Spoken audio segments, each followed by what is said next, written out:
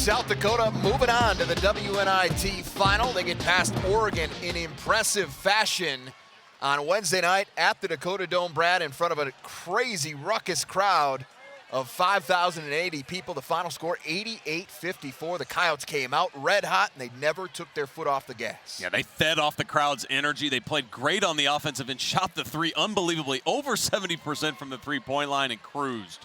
Let's take a look at our first half stats now, brought to you by Buffalo Wild Wings. And Brad, the Coyotes jumped on Oregon early, 19-9.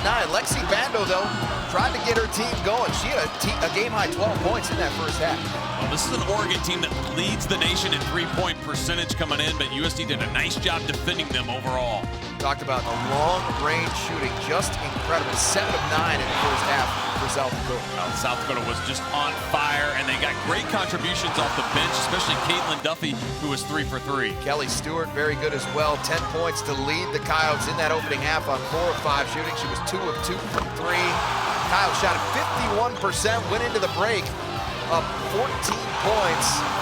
And Oregon, a little rattled to say the least. I'm not so sure, though, they thought things were going to get worse, but they did. Yeah, you didn't think maybe USC could play any better in the second half, Jay, but they did. They shot it unbelievably in the third quarter. Hit all 5 of their three-point shots and put a whopping 29 points on the board.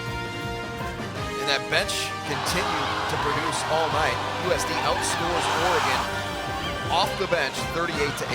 Great contributions from everyone on this USD squad, and they wore down Oregon, you could tell for sure in the second half. Ty Miller, one of the starters, she scored in a variety of ways, 13 points, 6 assists on top of that.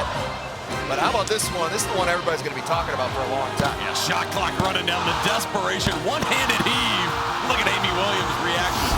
Nobody could believe what they saw there. Take a look at your final stats. Once again, brought to you by Montgomery's Furniture, Flooring, and Window Fashions. The shooting numbers simply incredible. 54% for South Dakota, but the three-point shooting obviously jumps off the page there, the 15 at 21.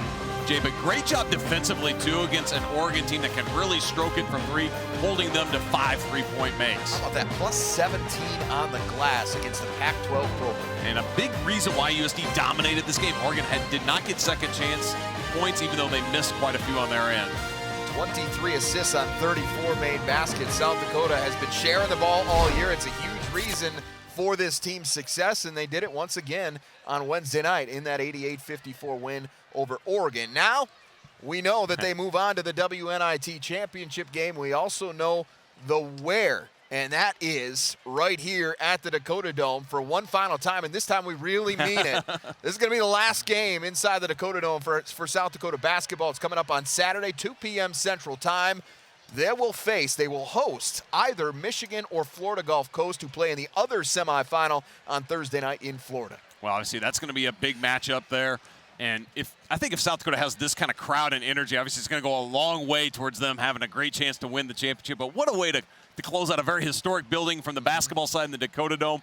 One last game with the WNIT championship on the line. WNIT semifinals are in the books for South Dakota. They win it 88-54 over Oregon. Moving on to the WNIT championship game. Coyotes now anxiously awaiting that opponent. They do know, once again, that they are going to host that game here in Vermillion at 2 o'clock Central Time. For Brad Newitt, Carla Metz, and our entire Midco SN crew, I'm Jay Elson. Thanks for watching.